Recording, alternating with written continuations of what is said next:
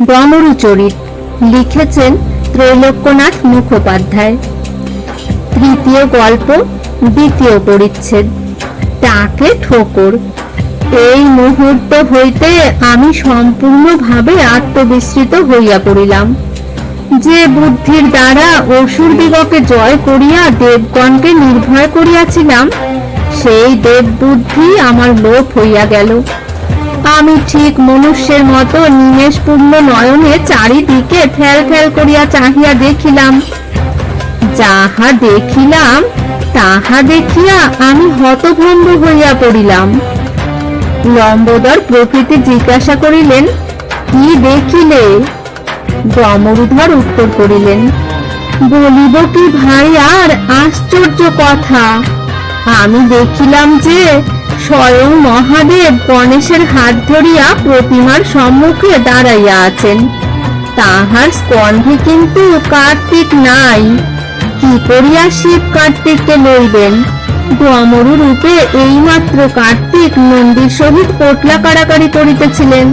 পশ্চাতে দেবী ছল ছল নয়নে দণ্ডায়মানা আছেন। উঠানে সজ্জিত দোলা রহিয়াছে। দূরে ভূতগণ দোলার পার্শ্বে দাঁড়াইয়া বলিতেছে, নন্দীকটি, গলা বের হইছি, ঠিকে জলদি কর। দেবী মহাদেবের কানে চুপি চুপি কি বলিলেন। তখন আমি বুঝিতে পারি নাই, কিন্তু বোধ হয় পৃথিবীতে আমাকে আরো অনেক দিন রাখিয়া শিক্ষা দিতে তাহারা পরামর্শ করিলেন। দুরন্ত বালককে শিক্ষা দিবার নিমিত্ত অনিচ্ছা সত্ত্বেও মাতা পিতাকে কঠিন হইতে হয়। আমি এখন সকল কথা বুঝিলাম। গত বৎসর নবমী পূজার দিন ৫-৮ দণ্ড নবমী ছিল। ২ দণ্ড রাত্রি থাকিতে দশমী পড়িয়াছিল। সেই শুভক্ষণে মা কৈলাস পর্বতে প্রত্যাগমন করিতেছিলেন। গত বৎসর মা দোলায় গমন করিয়াছিলেন, সেজন্য মহামারী হইয়াছিল। উঠানে দোলা রাখিয়া উড়ে বেহারা ভূতগণ সেই জন্য কিচিরমিচির করিতেছিল। প্রথম আমি নন্দী দাদার পায়ে পড়িয়া ক্ষমা প্রার্থনা করিলাম। তখন অবশ্য নন্দী দাদা বলিল, তাহাকে সম্বোধন করি নাই।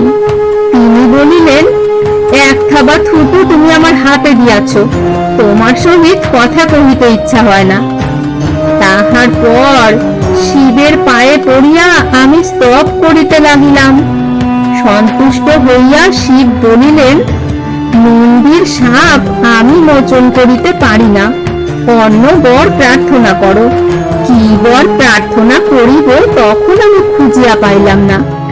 আমি বলিলাম, ভগবান যদি বর দিবেন তাহা হইলে আপনার একটি ভূত আমাকে প্রদান করুন।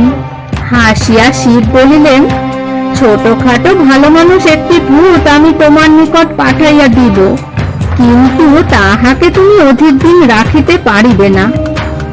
তাহার পর দেবীর পাদপদ্মে পড়িয়া আমি স্তব স্তুতি করিতে লাগিলাম। সন্তুষ্ট হইয়া দেবী বলিলেন, ডমরুধর, তুমি আমার পরম ভক্ত, সেজন্য সশরীরে তোমার পূজা গ্রহণ করিতে আমরা আসিয়াছিলাম।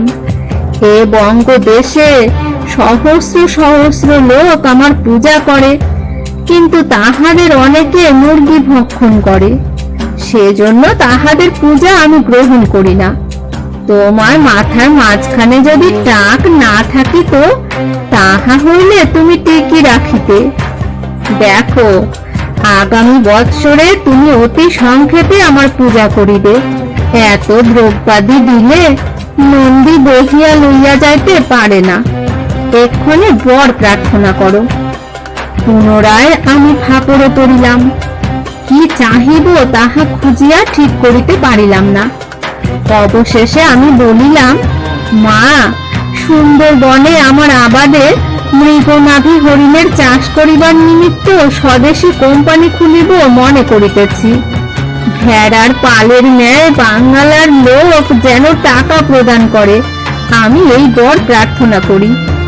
দেবী বলিলেন, কৈলাস পর্বতের নিকট তুষারাবৃত হিমাচলে কস্তুরী হরিণ বাস করে, সুন্দরবনে সে হরিণ জীবিত থাকিবে কেন? আমি বলিলাম, যে কাজ সম্ভব, যে কাজে লাভ হইতে পারে, সে কাজে বাঙালি বড় হস্তক্ষেপ করে না। উদ্ভট বিষয়েই বাঙালি টাকা প্রদান করে। দেবীর সহিত এইরূপ কথাবার্তা হইতেছে। এমন সময় নন্দী তাহার দক্ষিণ হস্তের আঙ্গুলের উল্টা পিঠের গাঁট দিয়া আমার মাথায় টাকের উপর 3টি ঠোকর মারিল। সেই ঠোকরের আঘাতে আমি অজ্ঞান হইয়া পড়িলাম। ডমরুধরের দালানে চতুর্ভুজ নামক এক ব্রাহ্মণ যুবক বসিয়া গল্প শুনিতেছিলেন।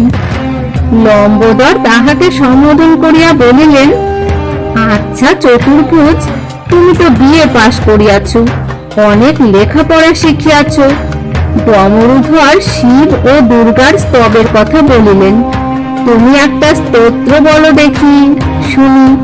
চতুর্ভুজ তৎক্ষণাৎ বলিলেন, শিব দুর্গার স্তোত্র এই: ওং অমৃত পস্তরণমসি সাহা, ওং প্রাণায় সাহা, ওং অপানায় সাহা, ওং অপনায় সাহা।